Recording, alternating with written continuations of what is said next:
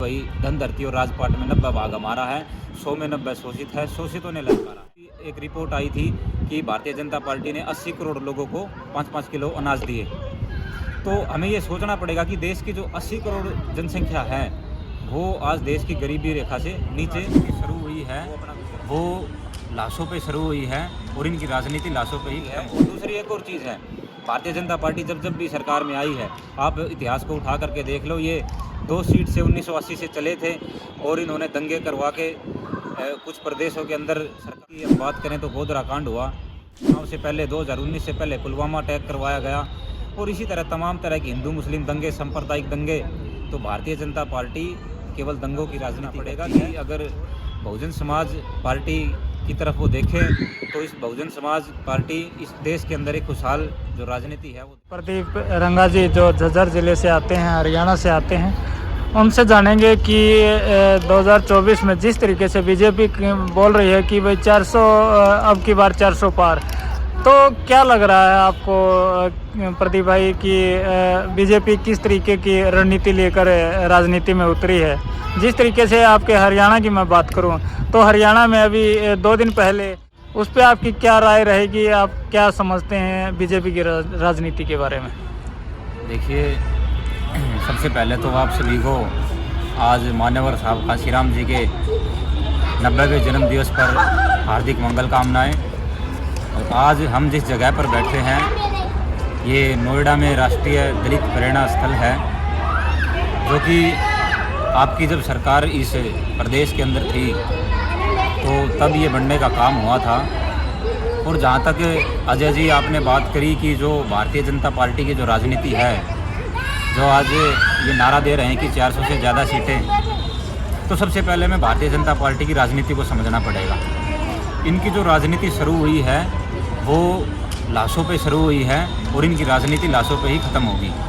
आप देखो 1980 के अंदर जब भारतीय जनता पार्टी बनी और उससे पहले भारतीय जनसंघ था, उससे पहले इनकी जो मदर कही जाती है आरएसएस 1925 के अंदर बनी।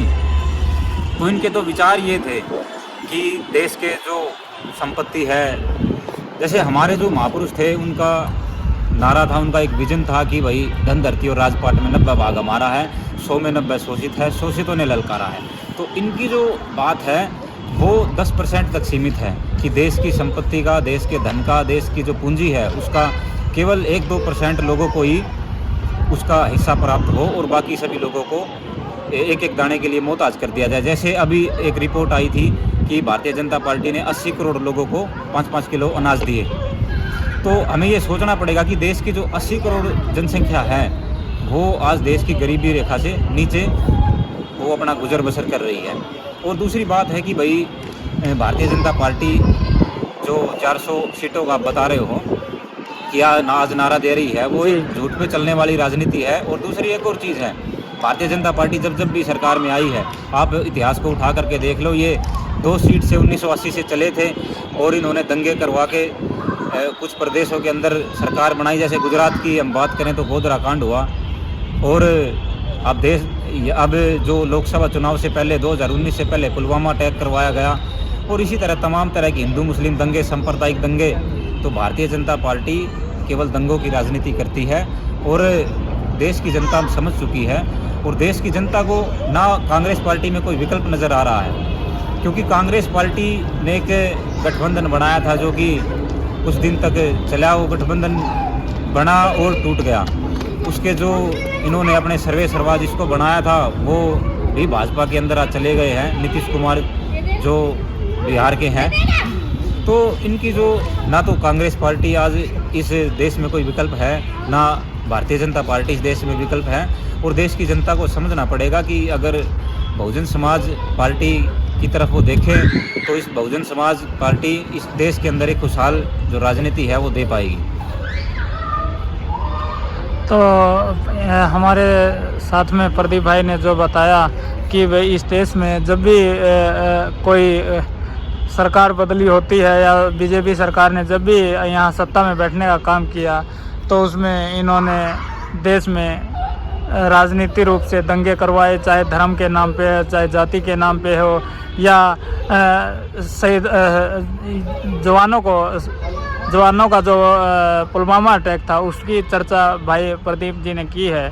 और मैं प्रदीप जी से जानूंगा कि जिस पार्क में आज यहाँ पर आप बैठे हैं, ये गौरव किसकी देन है और इसको बनाने में कितने अहम भूमिका महापुरुषों को जिंदा करने में लगी।